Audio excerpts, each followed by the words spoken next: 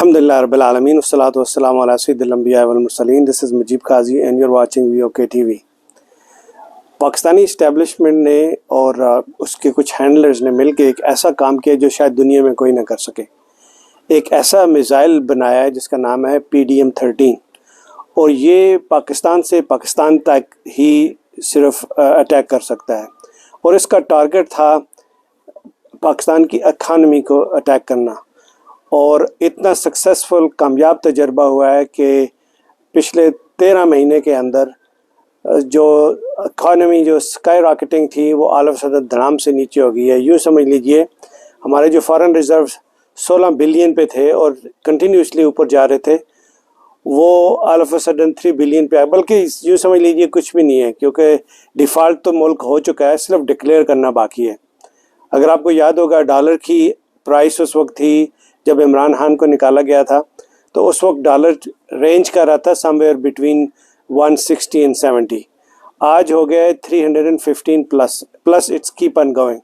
اس میں فائدہ صرف ان لوگوں کو ہوا ہے جو لوگ اس PDM-13 میزائل کا گروپ کا حصہ تھے, اور وہ حصہ اس لیے تھے کہ ان کی ایک ہی نعرہ تھا اور ان کا نعرہ یہ تھا کہ پوری عوام کو تکلیف لیکن PDM رجیم کو ریلیف.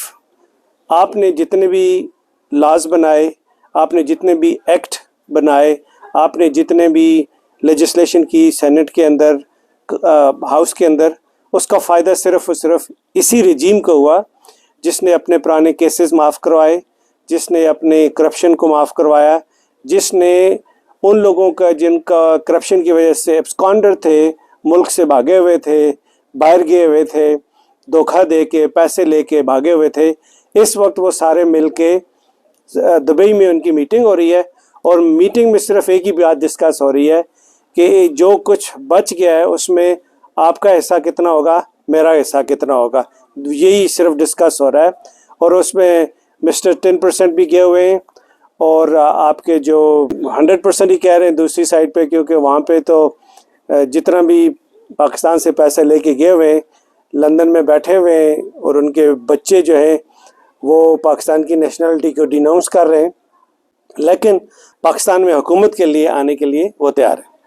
تھوڑی سی بات کریں گے جو کل کی پریس کانفرنس تھی DGI SPR کی. انہوں نے جہاں جہاں بھی اپنے ادارے کی, اپنے لوگوں کی غلطیاں تھیں تو وہاں پہ انہوں نے ایک لفظ استعمال کیا, غیر ارادی طور پہ ان سے غلطی ہوگی. سو بیسیکلی جن کا کام تھا, جو یونیفارم کے اندر تھے, جن کے ذمہ ڈیوٹی تھی, دے ور ڈیوٹی باؤنڈ ٹو پروٹیکٹ.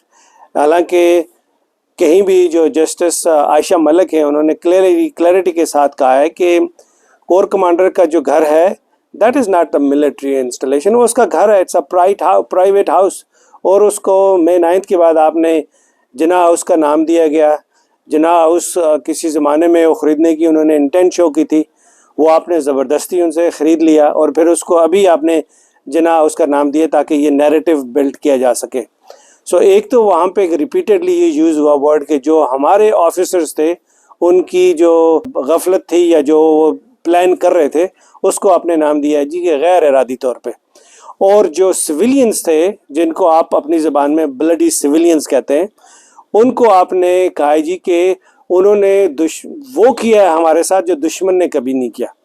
اب دشمن نے جو آپ کے ساتھ کیا ہے وہ آپ کے ساتھ سامنے ہے, لیکن آپ مانتے نہیں ہیں. دشمن نے آپ کو 71 میں 2 لخت کر دیا, آپ مانتے نہیں ہیں. APS کا واقعہ ہوا, آپ مانتے نہیں ہیں. آپ کے 80,000 لوگ مروا دیے, آپ نے خود مارے بیسیکلی 80,000. 3,000 آپ کے ینگ سولجرز آپ نے مروا دیے, وانا میں آپ نے مروا دیے. وہ کچھ ہوا جو آپ کے ساتھ ہوا, آپ اس کو بھی نہیں کہیں گے. لیکن ساری دنیا کے جو ڈیفنس ایکسپرٹس ہیں وہ یہ کہتے ہیں جی کہ یہ کسی بھی سویلین کا یا کسی بھی پولیٹیکل پارٹی کا یہ مائنڈ یا یہ ڈرامہ ہو ہی نہیں سکتا جو مئی 9 کو سٹیج کیا تھا. So it was a false flag stage drama ان لوگوں نے آرکسٹریٹ کیا جن کو اس کا فائدہ ہو رہا ہے. سو لہٰذا یہ جو آپ منترا دے رہے ہیں کہ ہم جو بات کہیں وہی سچ ہے اور دوسرے جو بات کہیں وہ غلط ہے, تو یہ اس لیے کوئی نہیں بائی کرے گا کہ یہ وہ انفارمیشن کا ٹائم ہے، یہ وہ ہے کہ آپ ڈنڈے کے زور پہ آپ نے جتنے بھی ولاگرز تھے، جتنے بھی سوشل میڈیا ایکٹیوسٹ تھے، آپ نے سننے میں آیا اللیجڈلی آپ نے ان کو بلوچستان میں بلایا اور وہاں پہ ان کو آپ نے دھمکیاں دی ہیں اور ڈنڈے کے زور پہ ہم نے ان کو منع کر دیا ہے کہ آپ کوئی 9 مئی کو فالس فلیگ نیریٹو نہیں بلڈ کریں گے۔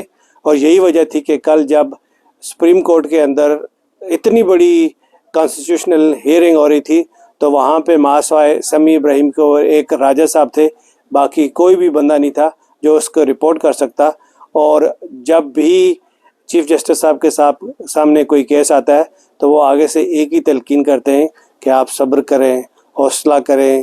جب بھی ان سے بات ہوتی ہے تو ایسا لگتا ہے کہ چیف جسٹس نہیں بول رہا بلکہ کسی مسجد کا امام بول رہا ہے، جو آپ کو صرف اور صرف یہ تربیت کیے جا رہا ہے کہ آپ نے حوصلہ رکھنا ہے، برداشت کرنا ہے، ڈنڈے کھانے، اپنے حق کے لیے آواز نہیں اٹھانی، خاموش رہنا ہے اور بس انتظار کرنا ہے کہ آپ جن لوگوں کے ہاتھ میں ڈنڈا ہے وہ آپ کی زندگی کو کسی طرح بہتر بنا دے۔ اور انہوں نے 75 ایئرز نے تو بنائی نہیں ہے، ہاں اپنی انہوں نے ضرور بنائی ہے، لیکن عوام کی، یہ ملک کی بہتری تو کچھ نہیں کی، بس یہی تلقین کیے جا رہے ہیں۔ اللہ تعالیٰ آپ کا اور ہمارا اس وقت تک حامی و ناصر ہے۔ السلام علیکم ورحمۃ اللہ وبرکاتہ۔